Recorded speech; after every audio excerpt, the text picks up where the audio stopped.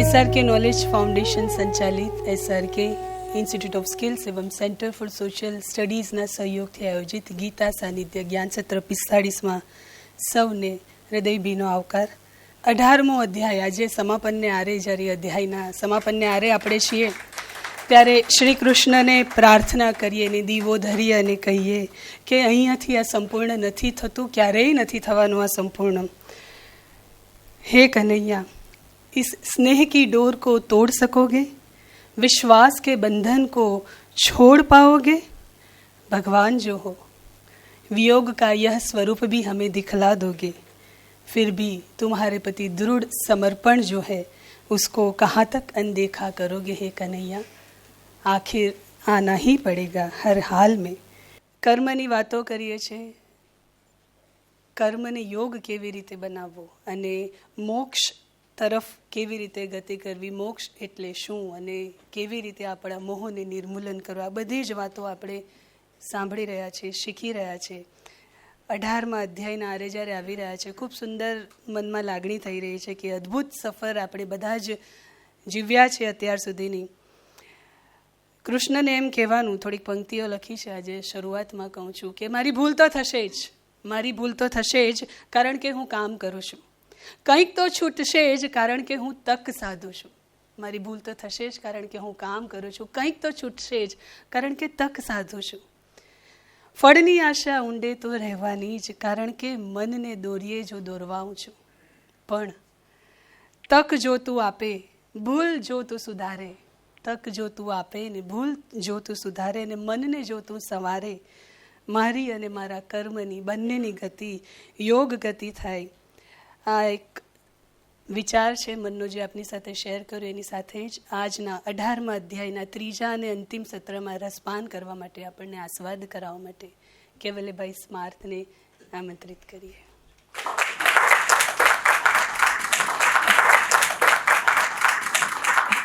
નમસ્તે, જય શ્રી કૃષ્ણ. આપ સર્વેને મારા હૃદયપૂર્વક નમસ્કાર.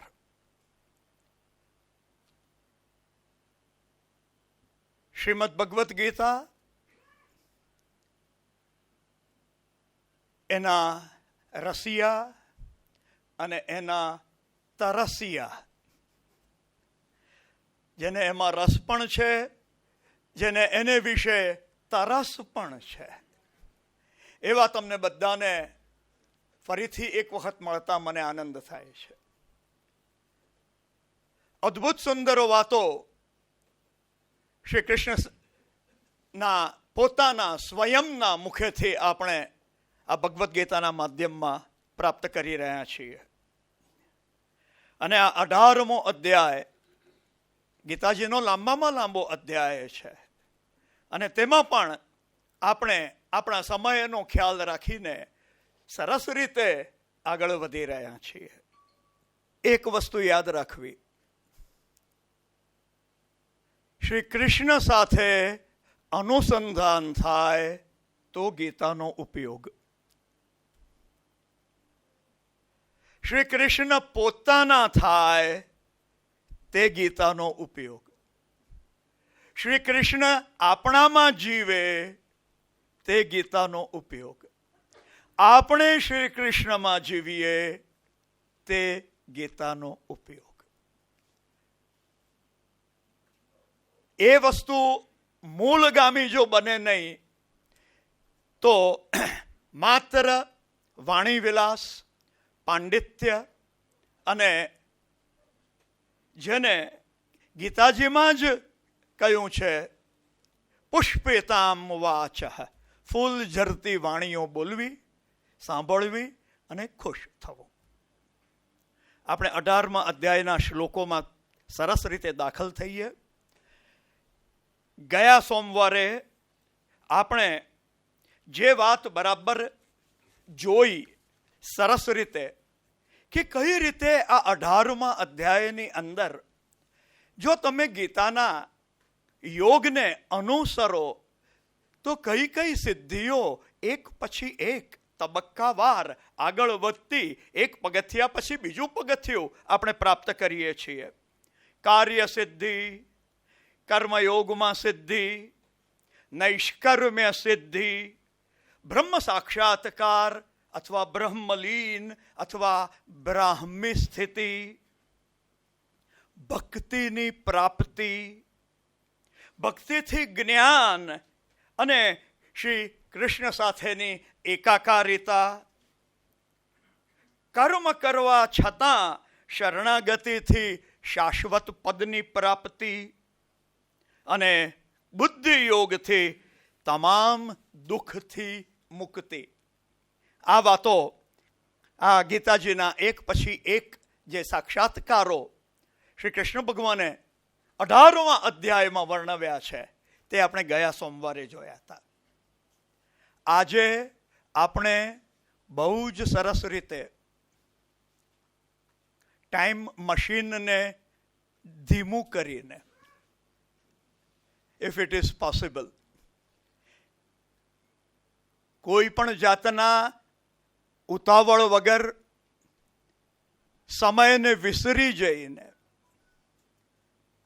આ 18મા અધ્યાયમાં જે અદ્ભુત વાતો છે એ ગીતાજીના રહસ્યના શ્લોકો જોવાના છીએ.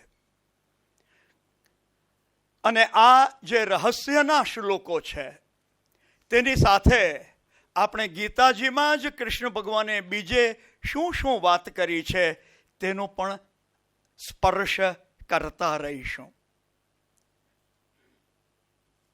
ગીતાજીમાં શ્રી કૃષ્ણ ભગવાને અને અર્જુને શબ્દો જે વાપર્યા છે એ શબ્દો હું તમારી સામે બોલું છું. એક, ઉત્તમ રહસ્ય. રહસ્યમ હિ એતદ ઉત્તમમ. ગીતાજીનું હૃદય, ગીતાજીનું રહસ્ય, ગીતાનું ગોહ્ય જ્ઞાન અને ગીતાનો સાર આ અધ્યાયમાં અને બીજા અધ્યાયોમાં ક્યાં કઈ રીતે કહ્યું છે તેના સંસ્પર્શ સાથે આપણે જોવાના છીએ. એક મેં તમને શબ્દ ગયો ઉત્તમ રહસ્ય. બીજો શબ્દ છે ગુહ્યતમમ. એવું જ્ઞાન કે જે ખૂબ જ રહસ્યમય છે, ગુપ્ત છે, ગુહ્ય છે. ત્રીજો શબ્દ વાપર્યો છે ગુહ્ય જ્ઞાન. જો 3 શબ્દો આવશે, ગુહ્ય, ગુહ્યતર અને ગુહ્યતમ. Good, better and best. ખૂબ ગુપ્ત, રહસ્યમય, તેનાથી ચડિયાતું ગુહ્યતર અને ગુહ્યતમ. એટલે એ ગુહ્યતમનું 2 વખત વાત કરી છે. પછી ગુહ્યાત ગુહ્યતરમ એ જ્ઞાન આપે છે કૃષ્ણ ભગવાન, જે ગુહ્યથી પણ વધારે ગુહ્ય છે.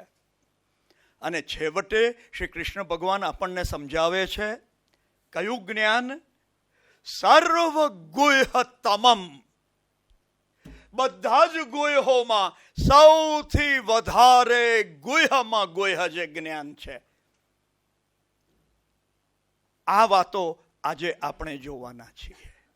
This is the crux of the Gita. This is the secret of the Gita. And this is the supreme secret of the Gita. ગીતાને યોગશાસ્ત્રની રીતે જોવાની છે. ગીતાને સરસ રીતે અધ્યાત્મ વિદ્યા તરીકે જોવાની છે. અને આ શ્લોકો આપણે જોઈશું. 18મા અધ્યાયના 60 શ્લોક આપણે પૂરા કર્યા છે. હું 63મા અધ્યાયનો છેલ્લો પદ બોલું છું. નહીં, 63નું નહીં, 1 મિનિટ. પહેલું, ઇતિ તે જ્ઞાનમ આખ્યાતમ ગુહ્યાત ગુહ્યતરમ મયા. ગુહ્ય કરતા પણ વધારે ગુહ્ય જ્ઞાન આ મેં તને કહ્યું. એ કયું જ્ઞાન છે તેની ઉપર આવતા પહેલા સહેજ આપણે રેફરન્સીસ જોઈ લઈએ કે જેના પાયા પર આ આખું જ્ઞાન રચાય છે. 4થા અધ્યાયનો 3જો શ્લોક. શ્રી ભગવાન ઉવાચ સ એવાયમ મયા તેદ્ય યોગ પ્રોક્ત પુરાતનઃ ભક્તોસી મે સખા છેતિ રહસ્યમ હિ એતદ ઉત્તમમ. તું મારો સખા છે, તું મારો ભક્ત છે, એટલે મેં તને આ યોગનું પુરાતન જે છે વાત એ તને કહી. ઉત્તમમાં ઉત્તમ રહસ્ય મેં તને કહ્યું. ભૂતકાળ છે. પ્રોક્તમ કહી દીધું. 4થા અધ્યાયના 3જા શ્લોકમાં. 3જો અધ્યાય કયો છે? કર્મયોગ. આખો કર્મયોગ એ ગીતાનું ઉત્તમ રહસ્ય છે. એને વિસરવું નહીં. જો કર્મને સ્વીકારતા નથી તો અર્જુને ભગવા કપડાં પહેરીને હિમાલયની ગુફામાં ચાલી જવું જોઈએ. એટલે આરંભ જે રહસ્યનો થાય છે, રહસ્યમ હિ એતદ ઉત્તમમ, આ ઉત્તમ રહસ્ય છે, એમ જે આરંભ થાય છે એ 4થા અધ્યાયમાં 3જા શ્લોકમાં ભગવાને જાતે આખા કર્મયોગને ઉત્તમ રહસ્ય તરીકે વર્ણવ્યું છે. 9મો અધ્યાય ને 9મા અધ્યાયનો 1લો શ્લોક. ઇદમ તુ તે ગુહ્યતમમ પ્રવક્ષ્યામિ અનસૂયવે જ્ઞાનમ વિજ્ઞાન સહિતમ યત જ્ઞાત્વા મોક્ષ્યસે અશુભાત. હવે હું તને કહીશ. પ્રવક્ષ્યામિ ભવિષ્યકાળ. પેલામાં શું હતું કે મેં તને કહી દીધું. હવે કે છે હવે હું તને કહીશ. એ જ્ઞાન વિજ્ઞાન સહિત કે જેને તું પ્રાપ્ત કરીને બધા અશુભમાંથી મોક્ષ પામશે, મુક્ત થઈ જશે. કયો શબ્દ વાપર્યો? ગુહ્યતમમ. 9મા અધ્યાયનો 1લો શ્લોક. આખો 9મો અધ્યાય કયો અધ્યાય છે? રાજવિદ્યા રાજગુહ્ય યોગ. આ એનું નામ જ રાજગુહ્ય યોગ છે. એ પણ ગીતાજીનું એક અગત્યનો રહસ્યનું પાસું છે. અને તેના 2 વસ્તુઓ આપણે સરસ રીતે પકડવી જોઈએ. તેમાંની પહેલી, અનન્યાશ ચિંતયંતો મામ યે જનઃ પર્યુપાસતે તેષામ નિત્યાભિયુક્તાનામ યોગક્ષેમમ વહામ્યહમ. જે મારું અનન્ય ચિંતન કરીને, જે મારી જોડે નિત્ય સંયુક્ત યુક્ત થઈને, અનન્યાશ ચિંતયંતો મામ યે જનઃ પર્યુપાસતે, જે લોકો મારી સારી રીતે ઉપાસના કરે છે, તેષામ નિત્ય અભિયુક્તાનામ, તેઓ કે જેઓ નિત્ય મારી સાથે સારી રીતે જોડાયેલા છે, યોગક્ષેમમ વહામ્યહમ. આ શબ્દ અગત્યનો શબ્દ બને છે, મેં તમને સમજાવ્યો છે. યોગક્ષેમ એના 2 અર્થ થાય છે, પણ આ કૃષ્ણ ભગવાનનું આપેલું વચન છે. અને આ એ જ્ઞાન વિજ્ઞાનનો જે રાજવિદ્યા રાજગુહ્ય યોગ છે તેનો એ શ્લોક છે. એ અધ્યાયનો છેલ્લો શ્લોક જે છે તેને અત્યારે આપણે જોતા નથી, થોડા સમય પછી આપણે એ શ્લોકને જોઈશું. 11મા અધ્યાયનો પહેલો શ્લોક અર્જુન બોલે છે, મદનુગ્રહાય પરમમ ગુહ્યમ અધ્યાત્મ સંજ્ઞિતમ યત તવ ઉક્તમ વચઃ તેન મોહોયમ વિગતો મમ. શું કહે છે અર્જુન? મારી પર અનુગ્રહ કરીને પરમમ ગુહ્યમ, જે અધ્યાત્મના નામથી જાણતું છે, જેની સંજ્ઞા, જેનું નામ અધ્યાત્મ છે, એ તમે જે મને કહ્યું, વર્ણવ્યું, તેનાથી મારો મોહ નાશ પામ્યો છે. અર્જુનનો મોહ 10મા અધ્યાયથી જ નાશ પામી ગયેલો હતો. 11મા અધ્યાયના પહેલા શ્લોકમાં કહે છે, 10મો અધ્યાય એમાં એ પરમ ગુહ્ય અધ્યાત્મની વાત છે. અને 10મો અધ્યાય છે વિભૂતિ યોગ. અને તેમાં શ્રી કૃષ્ણ ભગવાન દરેક વિભાગના શ્રેષ્ઠ તરીકે કઈ રીતે રહેલા છે. યત યત વિભૂતિ મત સત્વમ શ્રીમત ઉર્જિતમેવ વા એ તત્તદેવાવગચ્છત્વમ મમ તેજોંશ સંભવમ.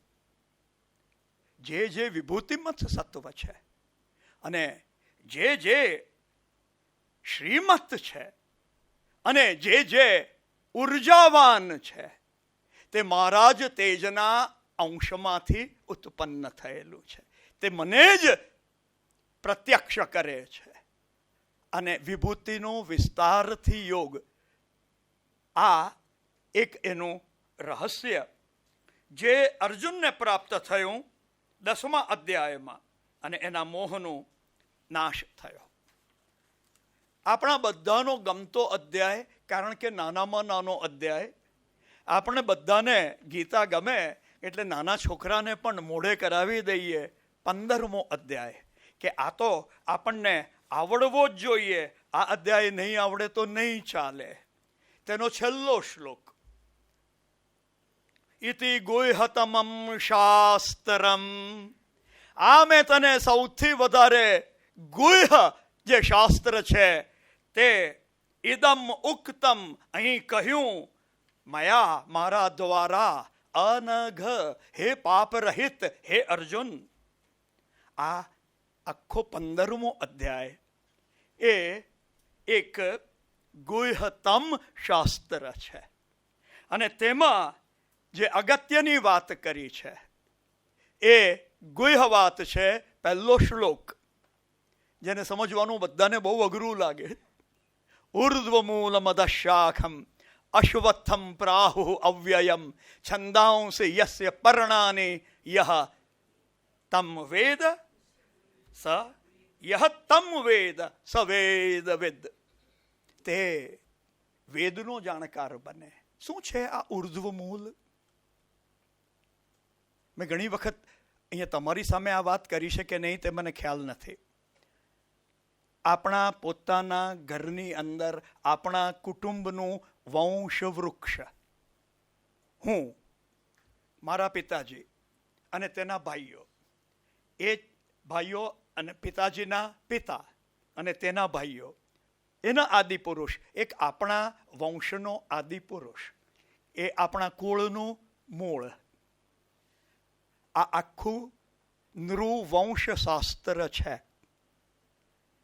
એનું મૂળ ઉપર છે.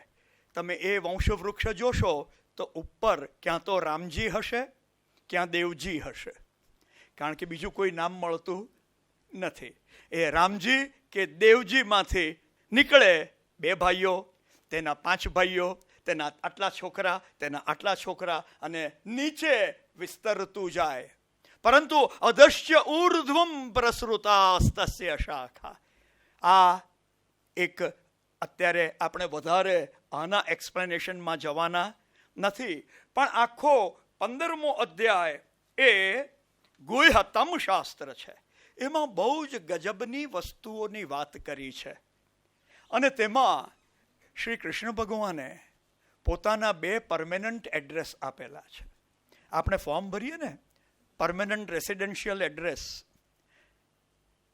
નવરાત્રિનો ગરબો અસલનો જૂનો માંડી તારા છે હજારો નામ, કયે નામે લખવી કંકોતરી. કયે નામે? કૃષ્ણ ભગવાનને જો મોકલવું હોય પત્ર, તો એનું પરમેનન્ટ એડ્રેસ કયું? તે પરમેનન્ટ એડ્રેસ 2 છે એમના. અને એ બંને એડ્રેસ આ 15મા અધ્યાયમાં એમણે આપેલા છે. અને પહેલું એડ્રેસ, ન તદ ભાસયતે સૂર્યો ન શશાંકો ન પાવક યદ ગત્વા ન નિવર્તન્તે તદ ધામ પરમમ મમ. જ્યાં સૂર્ય પ્રકાશતો નથી, જ્યાં ચંદ્ર પ્રકાશતો નથી, જ્યાં અગ્નિ પ્રકાશતો નથી, એટલે કે આ બધાના પ્રકાશ જ્યાં ઝાંખા પડે છે. અહીંયા આપણે નાનો મસ્તો દીપ પ્રગટાવ્યો, ટ્યુબલાઇટના પ્રકાશ આગળ એનો પ્રકાશ ઝાંખો પડે, અને આ ટ્યુબલાઇટને બદલે મોટી સ્પોટલાઇટ લાવીને ચાલુ કરી હોય તો ટ્યુબલાઇટનો પ્રકાશ ઝાંખો પડે. ત્યાં સૂર્યનો પ્રકાશ ઝાંખો પડે છે. તો ચંદ્ર અને અગ્નિની વાત શી? જ્યાં ગયા પછી પાછા ફરવાનું થતું નથી. યત ગત્વા ન નિવર્તન્તે, જ્યાં ગયા પછી પુનર્જન્મ થતો નથી.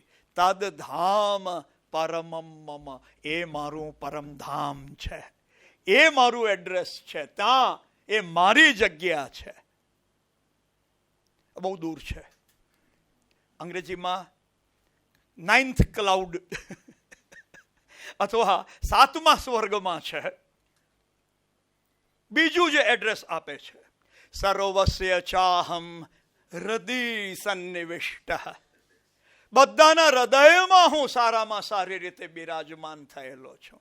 કૃષ્ણ ભગવાન ક્યાં નથી? આપણા બધાના હૃદયમાં છે. મત્ત સ્મૃતિ જ્ઞાનમ અપોહનંચ, અને મારાથી જ સ્મૃતિ છે, જ્ઞાન છે, અને તેની ઉપરનું આવરણ છે. વેદૈશ્ય સર્વૈ અહમેવ વેદ્ય, બધા વેદોમાં જો કંઈ જાણવા જેવું હોય તો તે હું છું. વેદાંત કૃત, વેદનો રચયિતા, અને વેદવિદ, વેદનો જાણકાર, એ પણ હું જ છું. આ અગત્યનો શ્લોક છે. આ આત્મ સાક્ષાત્કારનો શ્લોક છે. આ છે ગુહ્યતમ શાસ્ત્રની વાત, કે આપણા બધાના જ હૃદયમાં શ્રી કૃષ્ણ ભગવાન બિરાજમાન છે. પછી 3 પુરુષની વાત કરી છે 15મા અધ્યાયમાં. આ અગત્યની ગુહ્ય વાતો છે. 3 પુરુષો છે. એક છે ક્ષર અને એક છે અક્ષર. આ પ્રગટેલા બધા રૂપો નાશવંત છે, તે ક્ષર પુરુષ છે. અને જે મરતો નથી તે અક્ષર પુરુષ છે, અવિનાશી છે. એને મૃત્યુનું બંધન થતું નથી. પરંતુ આ 2 કરતા ઉત્તમ પુરુષ હતું અન્ય, ક્ષર, અક્ષર અને ઉત્તમ, જેને આપણે પરમાત્મા કહીએ છીએ. એ આ 3 પુરુષોની વાત એ ગીતાજીનું એક ગુહ્ય જ્ઞાનની વાત છે. હવે આપણે 61મા શ્લોક પર આવ્યા, અને એ 61મા શ્લોકથી જે શરૂઆત થાય છે 18મા અધ્યાયની, અદ્ભુત 63મા શ્લોકના શરૂઆતમાં ઇતિ તે જ્ઞાનમ આખ્યાતમ ગુહ્યાત ગુહ્યતરમ મયા, ગુહ્યથી પણ વધારે ગુહ્ય વાત જ્ઞાન મેં તને કહ્યું. આગલા બધા સાક્ષાત્કારોની જે વાત કરી તેની સાથે અનુસંધાનમાં આગળ, અને આ 15મા અધ્યાયના જે પરમેનન્ટ એડ્રેસ જોયા તેના અનુસંધાનમાં ઈશ્વર સર્વભૂતાનામ રતદેશે અર્જુન તિષ્ઠતિ. હે અર્જુન, ઈશ્વર ઉત્તમ પુરુષ તુ અન્ય પરમાત્મા ઇતિ ઉદાહરત યો લોકત્રયમ આવિશ્ય બિભર્તિ અવ્યય ઈશ્વર. એ ઈશ્વર એ પ્રભુ જાતે સ્વયં પ્રગટ થયેલા દરેકના હૃદયમાં બિરાજમાન હોય છે, રહેલો છે. તિષ્ઠતિનું એક્ઝેક્ટ ગુજરાતી કરીએ તો ઉભેલો છે, પણ રહેલો છે. પ્રગટ થયેલા સર્વના હૃદયમાં ઈશ્વર રહેલો છે. ભ્રામયન સર્વભૂતાની, પણ પ્રગટ થયેલા બધાને એ ભમાવે છે, ચક્રાવે ચડાવેલા છે. કેવી રીતે? યંત્ર આરૂઢાની, મિકેનિકલી જાણે ભમાવેલા હોય તે રીતે. કોના દ્વારા? માયા દ્વારા. અહીંયા માયા શબ્દ છે. અને આ જે વસ્તુ બરાબર સમજવાની તે હું તમને ખાલી ટૂંકમાં સમજાવીશ. માયા જેમાં આપણને સમજ નથી પડતી તેને આપણે માયા કહી દઈએ છીએ. એમ નહીં કહીએ કે મને સમજ નથી પડતી. આ માણસ આટલો સારો હતો તેને જેલ કેમ થઈ? ભગવાનની માયા.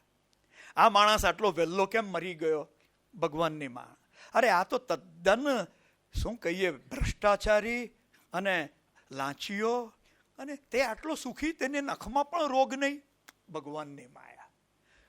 મને ખબર નથી પડતી, મને સમજ નથી પડતી, એ જે કહીએ તો આપણે નાના થઈ જઈએ. એટલે નકારાત્મક માયા કહી દઈએ. કેલાલ અને તેની માયાજાળ. એ જાદુ કેવી રીતે કરે છે તે સમજ નથી પડતી એટલે માયા. પણ જો કૃષ્ણ ભગવાનને યાદ કરીએ તો માયાનું નામ બદલાઈ જાય, એ લીલા થઈ જાય.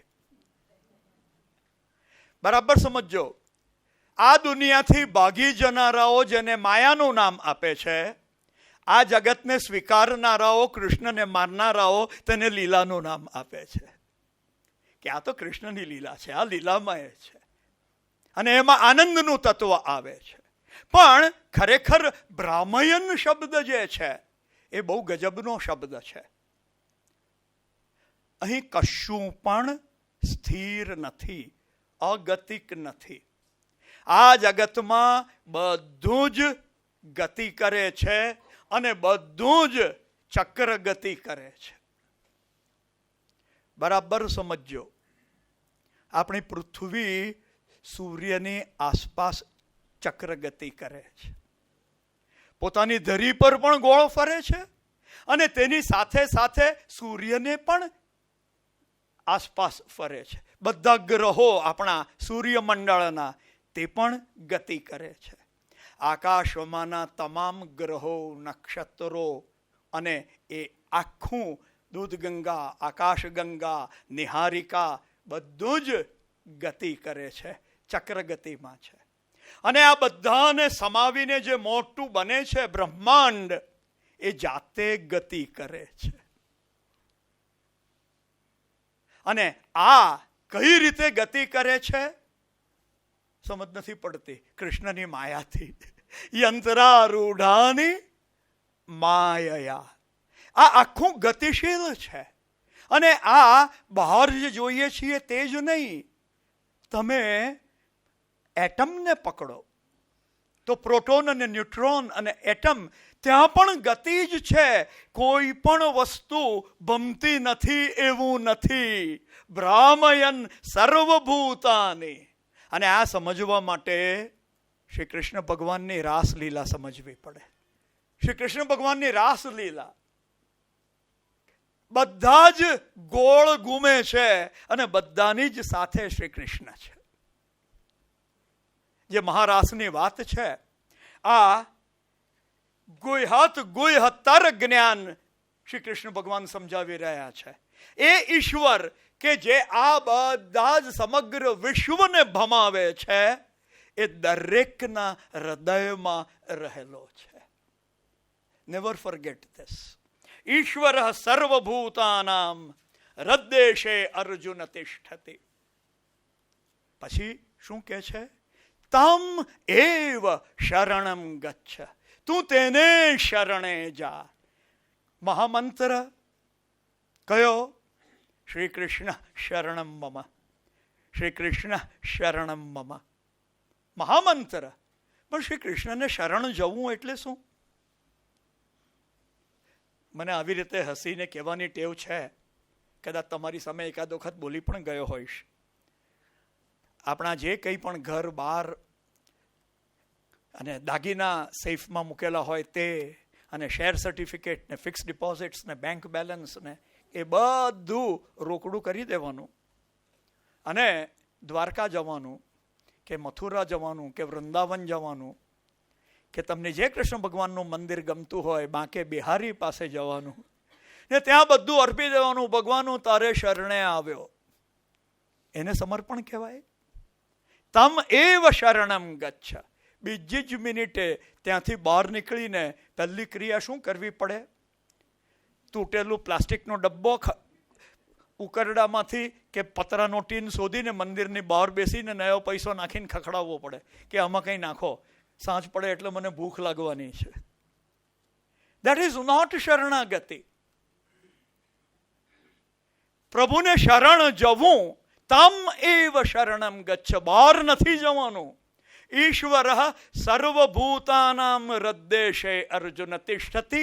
તમ એવ. તેને જ. બહુ સ્પષ્ટ છે શ્રી કૃષ્ણ ભગવાન. તમારા હૃદયમાં બેઠેલા ભગવાનને જ તમે શરણે જાઓ. Road to the divine. How long is the road to the divine? પ્રભુ પ્રાપ્તિનો માર્ગ કેટલો લાંબો છે? એનો જવાબ છે 14 ઇંચ. ખાલી 14 જ ઇંચ લાંબો છે પ્રભુ પ્રાપ્તિનો માર્ગ. આપણે મસ્તકમાં જીવીએ છીએ, હૃદયમાં જીવતા થઈએ ને તેનું અંતર 14 ઇંચથી વધારે લાંબુ નથી. આ મને હૃદયમાં બેઠેલા ઈશ્વરને શરણે જવાનું છે. પ્રભુ મળે નજીકમાં નજીક. બરાબર યાદ રાખજો. અને એથી આ ગુહ્યતર જ્ઞાન છે. તું તેને શરણે જા જે તારા હૃદયમાં બેઠેલો છે. તેના પ્રસાદથી તને પરમ શાંતિ મળશે અને શાશ્વત પદની પ્રાપ્તિ થશે, સ્થાનની પ્રાપ્તિ થશે. એ શરણાગતિ જોઈએ. સમૃદ્ધિ જે ભગવાને આપી છે એ આશીર્વાદ રૂપે આપેલી છે. એનો સદુપયોગ કઈ રીતે કરવો એ આપણા વિવેક પર આધાર રાખે છે. સમૃદ્ધિ અભિશાપ નથી. સમૃદ્ધિ આશીર્વાદ છે. જો તમને એનો ઉપયોગ કરતા આવડે તો, જો તમે એના માલિક હો તો. એ જો મગજ પર ચડી ગઈ હોય, તમે એના ગુલામ થયા હો તો એ અભિશાપ છે. શરણાગતિનો અર્થ છે આ આપણા મન, પ્રાણ અને શરીરને, અંદર બિરાજમાન આત્માને, કૃષ્ણને, ઈશ્વરને સમર્પિત થવું. મનના ગુલામ નહીં, લાગણીના ગુલામ નહીં, શરીરના ગુલામ નહીં, ઈશ્વરના અંદર બેઠેલા દિવ્ય આત્મતત્વના શ્રી કૃષ્ણના શરણાગત. કેટલી ગજબની વાત અને કેટલી મુક્તિની વાત છે. આપણે તો કોઈ ગુરુને પકડી લેવાના ને એ કહે તેમ કરવાનું કરાય. કેટલીક વખત ગુરુ ખોટો હોઈ શકે, પણ જો તમે સાચા શિષ્ય હો તો તમને નુકસાન જવાનું નથી.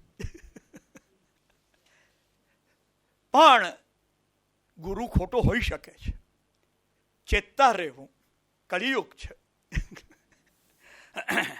The safest way, find the divinity within. મન, પ્રાણ, શરીર એને સમર્પિત થાય.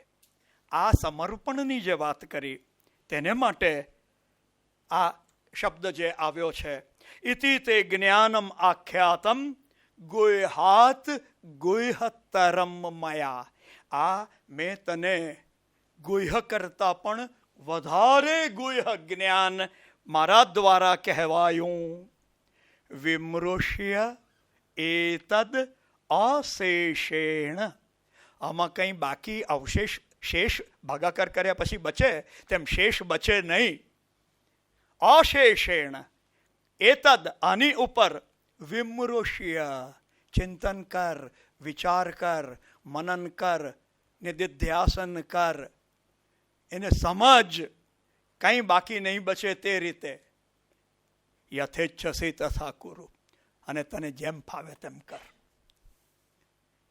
આ જ અધ્યાયમાં 18મા જ અધ્યાયમાં 58મા શ્લોકમાં કૃષ્ણ ભગવાને એને કહ્યું કે મારું કહેલું નહીં માનશે ને તારા અહંકારનું કહેલું કરશે તો તારો વિનાશ થશે. તું મારું કહેલું કર. પણ મેં તે વખતે પણ કહ્યું હતું કે આ કૃષ્ણ ભગવાન બહુ ચતુર છે, એટલે અત્યારે કહી દેશે તને જે ફાવે તે કર, જા ખુશ થા. આટલું જાણી દે ને બરાબર એની પર ચિંતન કર, અને પછી તારા મનને અનુસર કે તારા પ્રાણને અનુસર કે તારા શરીરને અનુસર કે તારા હૃદયમાં બેઠેલા ભગવાનને અનુસર. અહીંયા વાત અટકી જતી નથી. અહીંયા ગીતાજીનું રહસ્ય ખતમ થઈ ગયું એવું નથી. આખી ગીતા ભૂલી જઈએ અને આ 3 શ્લોક જો આપણે યાદ કરીએ, માર્ક કરી રાખજો. 18મા અધ્યાયનો શ્લોક નંબર 64, શ્લોક નંબર 65 અને શ્લોક નંબર 66. સર્વ ગુહ્યતમમ, બધા ગુહ્ય રહસ્ય તેના કરતા પણ સૌથી વધારે રહસ્યમય. સર્વ ગુહ્ય, બધી જ ગુહ્ય વાતમાં તમામ સૌથી વધારે ગુહ્ય વાત. શૃણુ મેં પરમમ વચઃ, તું મારું પરમ વાણી ફરીથી સાંભળ. પરંતુ ભૂય શબ્દ છે, ફરીથી. સર્વ ગુહ્યતમમ ભૂય, તું ફરીથી સાંભળ. આગળ કહી ગયા છે, આપણે એનું અનુસંધાન કરીશું. તું કેમ હું તને કહું છું આ? ઇષ્ટ અસી, તું મારો પ્રિય છે. દ્રઢમ ઇતિ, આ વાત દ્રઢ છે. તતઃ, તેથી વક્ષ્યામિ તે હિતમ, હું તને તારા હિતની વાત હવે કહીશ. વક્ષ્યામિ ભવિષ્યકાળ છે. હવે હું તને જે કહીશ એ બધા ગુહ્ય કરતા સર્વ ગુહ્યતમ છે, અને એ મારી પરમ વાણી છે જે હું તને ફરીથી કહી રહ્યો છું. મન્મના ભવ મદ ભક્ત મદયાજી મામ નમસ્કુરુ મામે વૈશ્યસી સત્યંતે પ્રતિજાને પ્રિયોસી મે. સર્વ ધર્મને ત્યજીને, સર્વ ધર્માન, બધા જ ધર્મોને ત્યજી દઈને, પરિત્યજ્ય મામ એકમ, મારા એકલાને, શરણમ વ્રજ, તું શરણે આવ. બહુ સ્પષ્ટ આગલા જ શ્લોકોમાં કરી ગયા છે કોને શરણે જવાનું છે તે. શ્રી કૃષ્ણ ભગવાન કાં બેઠેલા છે તે ભૂલવાનું નથી, એના પરમેનન્ટ એડ્રેસ પણ ભૂલવાના નથી, અને તેને શરણે જવાનું છે. કઈ રીતે? મન મનાહ ભવ, તારું મન તું મને આપી દે. Give me your mind, become my minded. મન મનાહ ભવ. કોણ કાયમ માટે મનમાં રહે? જેને તમે અનહદ પ્રેમ કરતા હો. અને તેથી તરત જ બીજું કહ્યું, મદ ભક્ત, તું મને પ્રેમ કર, તું મારો ભક્ત બન. માઇન્ડ જ્ઞાન યોગ, મન મના ભવ, જ્ઞાન યોગ આખો. મદ ભક્ત, તું મારો ભક્ત બન, તું મને પ્રેમ કર. મદ યાજી, યજન કરવું, યજ્ઞ કરવું, કર્મયોગ. જ્ઞાન યોગ, ભક્તિ યોગ અને કર્મયોગ ત્રણને લીધા એક જ શ્લોકની પહેલી જ લીટીમાં. મન મના ભવ મદ ભક્ત મદ યાજી મામ નમસ્કુરુ. તું મને જ નમસ્કાર કર, તું મારે શરણે આવ. જ્ઞાનથી આવ, ભક્તિથી આવ, કર્મથી આવ, તું મારે શરણે આવ. ત્રણથી આવ. મામ એવ એષ્યસી. તું મારી પાસે જ આવશે, તું મને જ પ્રાપ્ત કરશે. સત્યમ, આ વાત સત્ય છે. તે આ હું તને વચન આપું છું. પ્રતિજાને, પ્રતિજાને આઈ પ્રોમિસ યુ. તે પ્રતિજાને, આ મારું તને વચન છે, પ્રોમિસ છે. કેમ? પ્રિય અસી મેં, તું મારો પ્રિય છે. હું યુદ્ધ નહીં કરીશ, શસ્ત્રને નહીં અડકીશ, તો પણ અર્જુને કૃષ્ણને પસંદ કરેલા. જેણે કૃષ્ણને પસંદ કર્યા છે તે કૃષ્ણને પ્રિય છે. પ્રતિજાને પ્રિયોસી મેં. તું તારું મન મને આપ, તું મારી ભક્તિ કર, તું મારું યજન કર, તું મને નમસ્કાર કર, તું મારી પાસે જ આવશે. આ સત્ય છે, આ મારું તને વચન છે, કારણ કે તું મને પ્રિય છે. હવે ભૂયઃ કેવી રીતે આવ્યું? ફરીથી 9મા અધ્યાયનો 34મો શ્લોક ખોલો. વર્ડ ટુ વર્ડ સેમ, ખાલી પાછલા 4-5 શબ્દો બદલાય. શું છે 34મા શ્લોકમાં 9મા અધ્યાયના? મન મના ભવ મદ ભક્તો મદ્યાજી મામ નમસ્કુરુ મામે વૈશ્યસી. અહીંયા સુધી સરખું તદ્દન. અને તેથી આ જ શ્લોકમાં આગળના કહ્યું સર્વ ગુહ્યતમમ ભૂયઃ. ભૂયઃ ફરીથી, આ એમણે ફરીથી કહ્યું. હવે આ કયા ધર્મોનો પરિત્યાગ કરવાનો તેની વાત પર આવશે. મામ એકમ શરણમ વ્રજ એની પર આવશે. પણ આ ફરીથી જે કહ્યું આગલામાં છે આત્માનમ મતપરાયણ યુક્ત્વા એવમ. તું આ રીતે મારી જોડે જોડાશે તો તું આત્માની સાથે એક થઈને મને જ પરાયણ થશે. અને અહીં કહે છે કે આ સત્ય છે ને આ મારું તને વચન છે, કારણ કે તું મને પ્રિય છે. 66મો શ્લોક. સર્વ ધર્માન પરિત્યજ્ય. બધા ધર્મોનો પરિત્યાગ કરીને મામ એકમ શરણમ વ્રજ. મારા એકલાને જ શરણે તું આવ. અહમ ત્વા સર્વ પાપેભ્ય મોક્ષયિષ્યામિ. હું તને બધા પાપોમાંથી મુક્ત કરી દઈશ. અર્જુનને મોટામાં મોટું ભય આજ હતો કે હે કૃષ્ણ, તમે નથી સમજતા, હું સમજાવું છું તે તમે સમજો. આપણે બહુ પાપ કરવા જઈ રહ્યા છીએ. અને કયા ધર્મની વાત છે? પહેલા અધ્યાયમાં જવું પડે. અહો બત મહત પાપમ કરતુમ વ્યવસેતા વયમ. આપણે તો પાપ કરવા જઈએ છીએ. તો અહીંયા કૃષ્ણ ભગવાન કહે છે કે હું તને બધા જ પાપમાંથી મુક્ત કરી દઈશ. અને કયા ધર્મની વાત છે? કુલ ધર્માહા, જાતિ ધર્માહા. આ બે વાત પહેલા અધ્યાયમાં આ બે શબ્દો આવ્યા છે.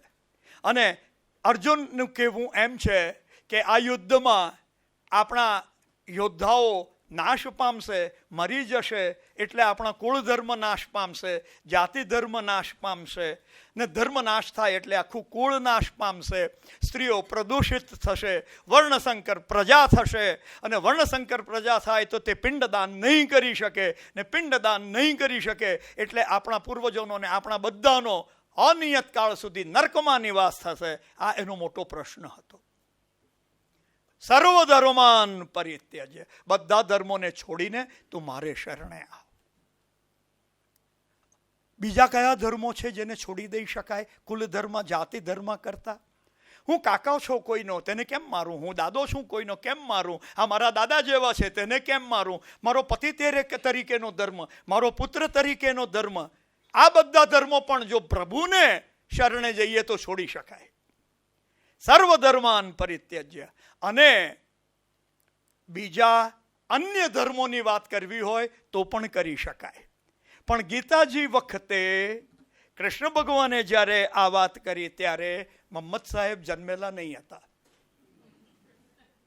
અને જીસસ ક્રાઇસ્ટ પણ જન્મેલા નહીં હતા, અને એ બંને ધર્મો તે વખતે પ્રવર્તમાન નહીં હતા. એટલે જ્યારે કૃષ્ણ ભગવાન આ વાણી બોલ્યા છે ત્યારે એ ધર્મોની વાત નથી, એ બહુ સ્પષ્ટ છે.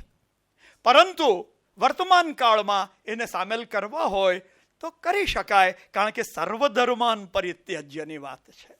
પણ મુખ્યત્વે આપણા મન, પ્રાણ, બુદ્ધિ, અહંકાર અને શરીરના ધર્મોને, હૃદયની અંદર બિરાજમાન આત્માના ધર્મોને શરણે લઈ જવાના છે. અહં ત્વા સર્વ પાપેભ્યો મોક્ષયિષ્યામિ મા શુચઃ. આ સૌથી ગુહ્યતમ જ્ઞાન, સર્વ ગુહ્યતમમ આપણે સરસ રીતે જોયું. હવે તરત જ પ્રેક્ટિકલ વાત પર આવી જાય છે, તદ્દન પ્રેક્ટિકલ વાતો પર.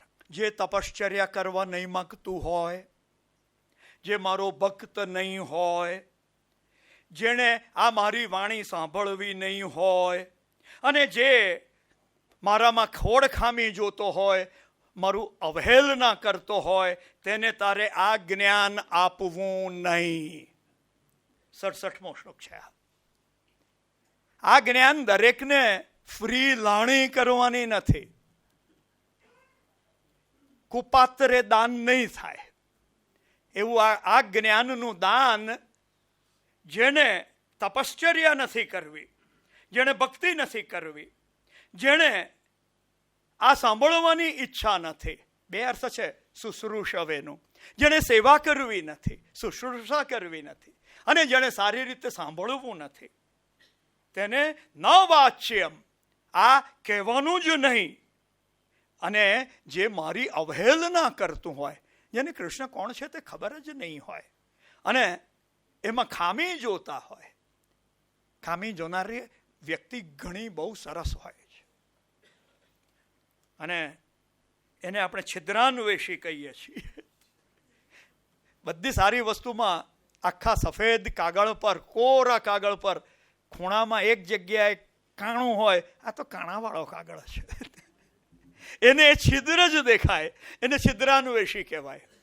સારામાં સારી ભાણું પીરસ્યું હોય અને કંઈક કેટલી બધી વાનગીઓ બની હોય, હા પણ પેલી કોપરાની ચટણી નથી બનાવી, એટલે ભાઈ બીજી 25 વસ્તુઓ પીરસેલી છે તે જો નહીં, પણ એ છિદ્રાન્વેષી કહેવાય. શું નથી તેને જુએ. અને એવા પણ કેટલા હોય, તેને માટે કહે છે શ્રી કૃષ્ણ વિના બીજું સર્વ કાચું. એને કૃષ્ણ વગર બીજા બધામાં ખામી જ દેખાય, બધું કાચું જ લાગે. નહીં, જે છિદ્રાન્વેષી કૃષ્ણ ભગવાન માટે છે તેને આ જ્ઞાન આપવું નહીં. પરંતુ આ જે પરમ ગુહ્ય જ્ઞાન છે એ મારા ભક્તને કઈ સંભળાવશે, એ મારી પરાભક્તિ કરીને મારી પાસે જ આવશે, એમાં સંશય નથી. પરસ્પરમ બોધયંત, એ અરસપરસ ગીતાજીનો જ શબ્દ છે, એકબીજાને કૃષ્ણની વાતો કરતા, શ્રી કૃષ્ણની કીર્તિ કરતા.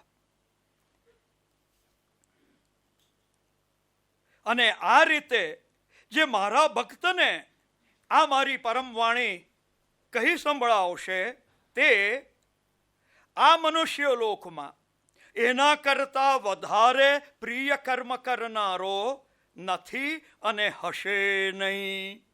એટલો મને એ પ્રિય થશે, એના કરતાં વધારે મને કોઈ પ્રિય નહીં હોય. Wonderful work. આ ગીતાનું જ્ઞાન જે એનો અભક્ત છે, જે એને પ્રેમ કરે છે, તેની જોડે વહેંચવું, એને વર્ણવવું, અને આ કામ SRK ફાઉન્ડેશને કરે છે. Wonderful work. What a wonderful work.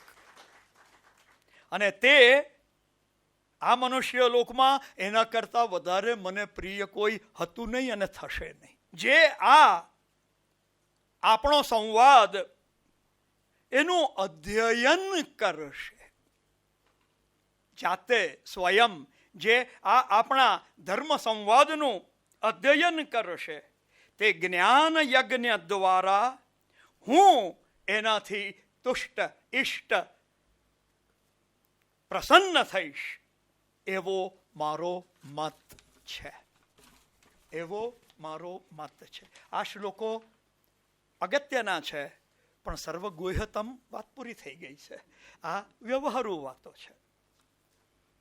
જે વ્યક્તિ શ્રદ્ધા રાખીને મારી પર દ્રોષ દ્રષ્ટિ વગર આ આપણો સંવાદ સાંભળશે, એક કહેશે અને જે સાંભળશે તે પણ મુક્ત થઈ જશે. અને પુણ્ય કર્મ કરનારી વ્યક્તિઓને જે શુભ લોક પ્રાપ્ત થાય, એ શુભ લોકને એ મૃત્યુ પછી પ્રાપ્ત કરશે. આટલી વાત પ્રેક્ટિકલ કરી. પછી સૌથી વધારે પ્રેક્ટિકલ વાત, કચ્ચિદેતત શ્રુતમ પાર્થ. 18 અધ્યાય કહી દીધા ને 18 અધ્યાયમાં 700 શ્લોક લગભગ પૂરા થઈ ગયા. શું તે આ કશ્ચિત, શું એતત આ શ્રુતમ સાંભળ્યું, પાર્થ, હે પાર્થ, ત્વયા એકાગ્રેણ ચેતસા, તારા દ્વારા એકાગ્ર ચિત્તથી. શું અર્જુન તે આ સાંભળ્યું? આપણે પાસે બહુ ફાઇન શબ્દ આવે છે, ભેંસ આગળ ભાગવત.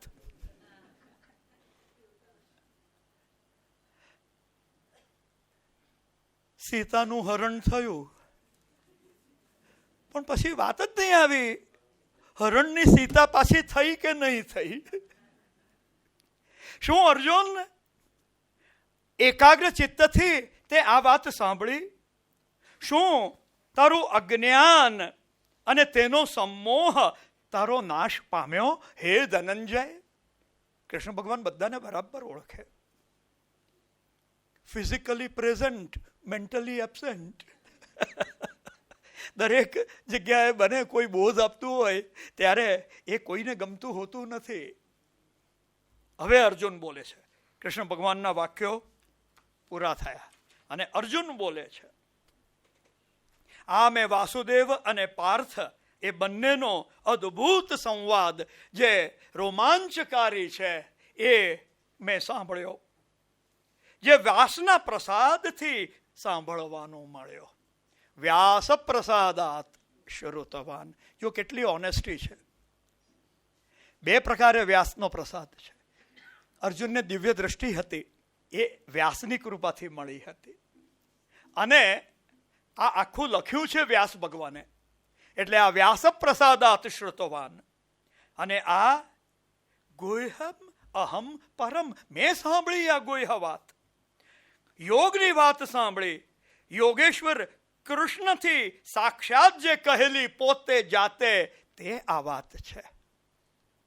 હે રાજા, આ અદ્ભુત સંવાદને યાદ કરીને જે કેશવ અને અર્જુનનો છે, જે બહુ પવિત્ર પુણ્ય છે, હું મુહુર્મુહુ ઋષ્યામી, ફરી ફરીને આનંદ અનુભવું છું. અને તેને સંસ્મૃત્ય ફરી ફરીને યાદ કરીને. કોને? રૂપમ અદ્ભુતમ હરે. હરિનું અદ્ભુત રૂપ 11મા અધ્યાયનો વિશ્વરૂપ, વિરાટ રૂપ, તેને યાદ કરીને હે રાજન, મને મહાન વિસ્મય થાય છે અને હું પુનઃ ઋષ્યામી, ફરી ફરીને હર્ષિત થાઉં છું. કોણે કોણે આ રૂપ જોયેલું? વિરાટ રૂપ 2 જણાએ, અર્જુને અને સંજયે. દેવાહ અપી અસ્ય રૂપસ્ય નિત્યમ દર્શનકાંક્ષિણ. દેવો પણ એ રૂપ જોવા માટે નિત્ય દર્શનની આકાંક્ષા રાખે છે. હવે છેલ્લો શ્લોક. યત્ર યોગેશ્વર કૃષ્ણ યત્ર પાર્થ ધનુર્ધર. જ્યાં જ્યાં યોગેશ્વર કૃષ્ણ હોય અને જ્યાં જ્યાં ધનુર્ધારી અર્જુન હોય ત્યાં ત્યાં તત્ર શ્રી સમૃદ્ધિ હોય, વિજય વિજય હોય, ભૂતિ પ્રસન્નતા હોય, નીતિર ધ્રુવા નીતિર્મતિર્મમ. એ મારી દ્રઢ નીતિ હોય એવી માન્યતા છે, એવી મારી મતિ છે. યત્ર યોગેશ્વર કૃષ્ણો યત્ર પાર્થો ધનુર્ધર તત્ર શ્રીર વિજયો ભૂતેર ધ્રુવા નીતિર મતિર મમ. અને જે વાક્યો બોલીને પહેલા અધ્યાયની પહેલી ટોક મેં શરૂ કરી હતી, તે વાક્યો બોલીને 18મા અધ્યાયની આ છેલ્લી ટોક આપણે સમાપ્ત કરીએ. ઇતિ શ્રી મહાભારતે શતસહસ્ર્યામ સંહિતાયામ વૈયાસિક્યામ ભીષ્મ પર્વણિ શ્રીમદ ભગવદ્ ગીતાસુ ઉપનિષત્સુ બ્રહ્મ વિદ્યાયામ યોગશાસ્ત્રે શ્રી કૃષ્ણાર્જુન સંવાદે મોક્ષ સંન્યાસ યોગો નામ અષ્ટાદશોધ્યાય. પહેલો શ્લોક મારે સંન્યાસ વિશે સમજવું છે 18મા અધ્યાયનો. અને મોક્ષયિષ્યામિ મા શુચઃ, મોક્ષની વાત, એ મોક્ષ સંન્યાસ યોગનો આ 18મો અધ્યાય અહીંયા પૂરો થયો. આ જ્ઞાન યજ્ઞ છે, પૂરો થયો નથી. આ 52 સોમવારનો યજ્ઞ છે.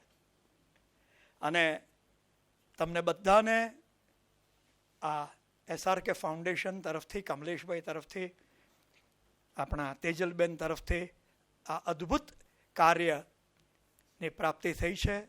આવતા રહેજો, લાભ લેતા રહેજો. કોઈ પ્રશ્ન હોય, પૂછવો હોય તો પૂછજો. જય શ્રી કૃષ્ણ. બધું ગતિશીલ છે તો આપણને ગતિ ગમે છે આમ એઝ અ હ્યુમન બિંગ એમ. અને બીજી વસ્તુ એમ છે કે તું સ્થિર થા, કે ધ્યાન આ તે કર તમે, તો તમે અંદર રહો તમારામાં, તો એ ગતિ અટકાવવાની વાત છે. તો એ બંને થોડુંક 2 વાત સમજવાની, સ્થિતિ અને ગતિ. જ્યાં સ્થિતિ નથી ત્યાં ગતિ ખતરનાક છે. ફોર એક્ઝામ્પલ, તમે જલ્દી ચાલો, જલ્દી દોડો, કેટલા ઝડપથી દોડી શકશો? સ્થિર રહી શકો ત્યાં સુધી.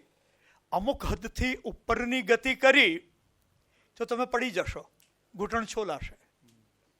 નૃત્ય કરનાર કાંટાની ઉપર નૃત્ય કરશે કે એને માટેનું સરસ સ્થિર પ્લેટફોર્મ જોઈશે?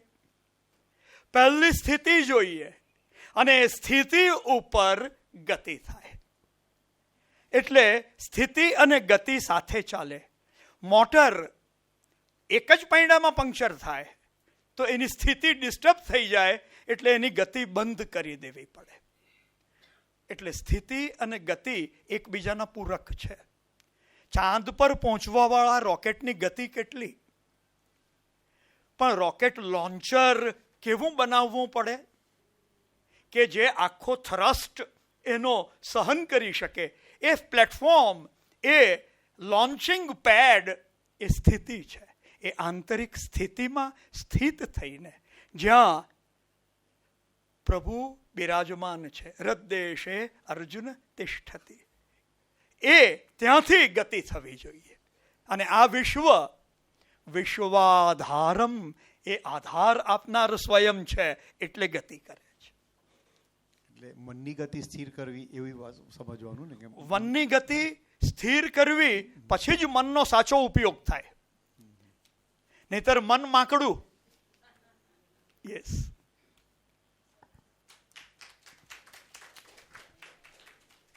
આમાં 78 માંથી 40 શ્લોક સુધી તો 3 ગુણો વર્ણવવામાં આવ્યા છે. ઘણા. હા, હા, તો ભગવાન કૃષ્ણે ડાયરેક્ટ મોક્ષની વાત કરતા પહેલા ગુણો કેમ વર્ણવ્યા છે? એ નહીં સમજ્યા તો તમે આત્માને નહીં સમજી શકો. તમે ગુણમાં ને ગુણમાં જ રહો, મનમાં ને મનમાં જ રહો.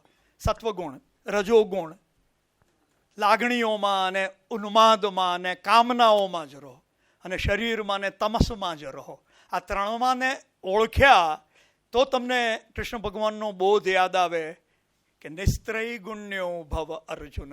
તારે આ 3 ગુણથી ઉપર ઉઠવાનું છે હે અર્જુન, તારે આત્મામાં પ્રસ્થાપિત થવાનું છે.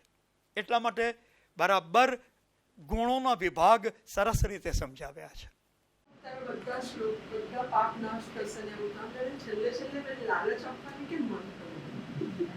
એ લાલચ નથી. અર્જુનનો સાયકોલોજીકલ મનોવૈજ્ઞાનિક જે પ્રોબ્લેમ છે, કોયડો છે, તેનો ઉકેલ છે.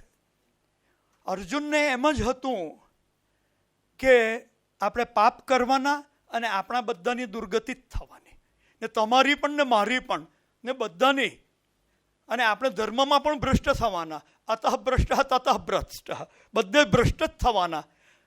ત્યારે એ કહે છે કે તું પાપનો વિચાર નહીં કર, એ મારી જવાબદારી છે, એમાંથી હું તને મુક્ત કરીશ. સહજમ કર્મ કૌંતેય સદોષમ અપી ન ત્યજેત. ક્ષત્રિયનું કર્મ તને દોષ ભરેલું લાગે છે તો પણ છોડાય નહીં. જે તમારું સહજ કર્મ છે, દોષપૂર્વકનું દેખાય તો પણ તે છોડવું નહીં.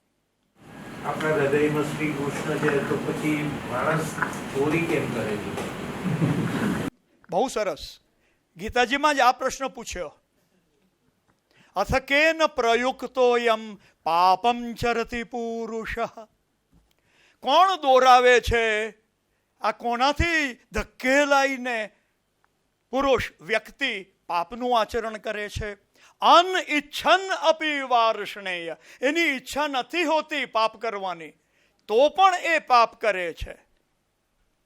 બલાત ઈવ નિયોજિત, જાણે બળપૂર્વક એની પાસે પાપમાં નિયોજિત કરવામાં આવ્યો હોય. ચોરી કરવી પાપ કરવું, ખોટું કર્મ કરવું.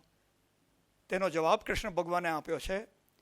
કામ એશ, ક્રોધ એશ, રજો ગુણ સમુદ્ભવ, મહાશનો મહાપાપમાં વિદ્ધિ એનમ ઇહ વૈરિણમ. આ તમારી બધી અતૃપ્ત કામનાઓ, કામ એશ, વાસનાઓ, અને તે સંતોષાય નહીં એટલે ઉત્પન્ન થાય તે ક્રોધ એશ, જે રજોગુણમાંથી ઉત્પન્ન થાય છે.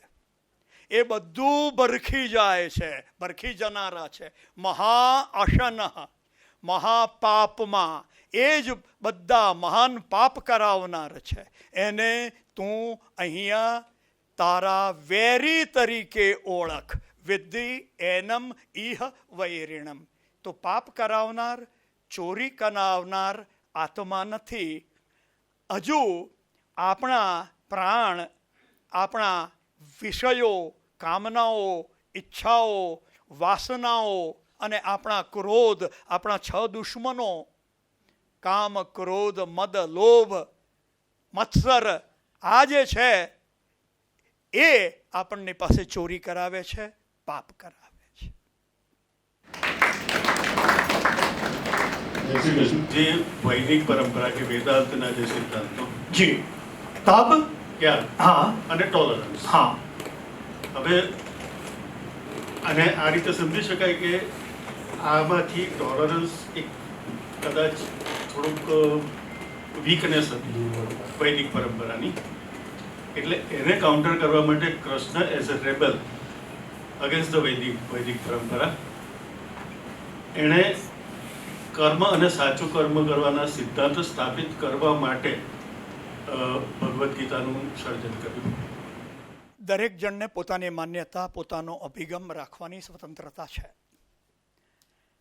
અને મારો જ અભિગમ કે તમારો જ અભિગમ ફાઇનલ એ દુરાગ્રહ કહેવાય, એ હઠાગ્રહ કહેવાય. પરંતુ ખરેખર વેદમાં નિર્વીર્યતાની વાત નથી, ઉપનિષદમાં નિર્વીર્યતાની વાત નથી, સનાતન ધર્મમાં નિર્વીર્યતાની વાત નથી. વીર્યતા કોને કહેવાય? તમે ટોલરન્સ શબ્દથી એક બહુ જ ખરાબ સંસ્કૃતનું શું કહીએ ફ્રેઝ એટલે કે શબ્દ પ્રયોગ છે, અશક્તિમાન ભવેત સાધુ. જેનામાં તાકાત નહીં હોય તે સાધુ થાય. કેમ? ક્લાસરૂમમાં 2 છોકરા હોય, એક છોકરો બીજાને જોરથી મુક્કો મારે, બીજાનામાં તાકાત નથી મારવાની, તો એ શું કે મને વાગ્યું જ નથી ને, મને વાગ્યું જ નથી. ભાઈ તને એક માર્યો છે.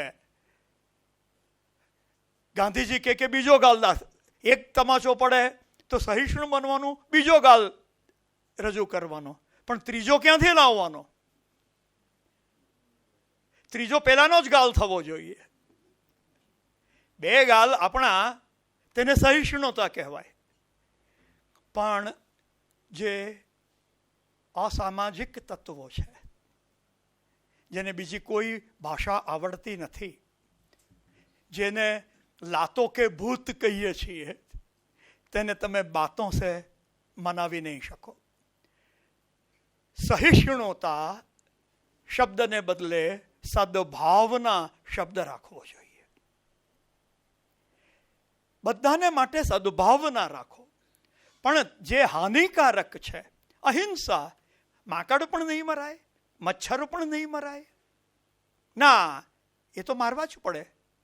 તાવ આવ્યો હોય ને અંદર તમારા રોગના જંતુ થયા, તેની દવા નહીં લેવાય, લેવી જ પડે. એવી જ રીતે સમાજની અંદર જે લાતો કે ભૂત છે, તેની પર વાતો કરવાની, સમજાવવાની કોશિશ કરવાની જે કૃષ્ણ ભગવાને કરેલી, પણ છતાં યુદ્ધ કરવું જ પડ્યું. એ વાતોથી નહીં સાંભળે તો તેને તેની ભાષામાં વાત કરવી જોઈએ. વેદ અને ઉપનિષદમાં વૈરાગ્યની વાત, દુનિયા છોડીને ભાગી જવાની વાત નથી. એ વાત, માફ કરજો કોઈને માઠું લાગે તો, બુદ્ધ, મહાવીર અને શંકરાચાર્ય દ્વારા વધુ પ્રચલિત બની છે. અને આ સહિષ્ણુતાનો આખો સિદ્ધાંત જીસસે આપણને આપેલો છે કે મરી જવું. અને એટલે જ માફ કરજો, ફરીથી માફી માગીને કહું છું, કોઈએ ગાંધીજીને પૂછ્યું કે આપણે તો અહિંસામાં માનીએ છીએ, તો આપણે લશ્કર શા માટે રાખવું જોઈએ ભારતે? તો ગાંધીજીએ કહ્યું કે હા, આપણે લશ્કર રાખવું જ નહીં જોઈએ. તો એમને એમ પૂછવામાં આવ્યું કે તો પછી પાકિસ્તાન આપણી ઉપર ચઢાઈ કરે અને આપણને હરાવી દે, તો પછી આપણે શું કરવાનું? એમનો જવાબ હતો, ફરીથી સત્યાગ્રહ કરવાનો.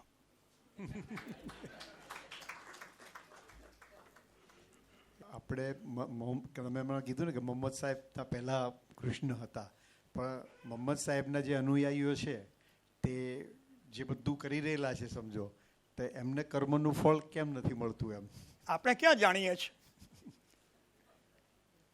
આપણે કંઈ જોવા ગયા છે?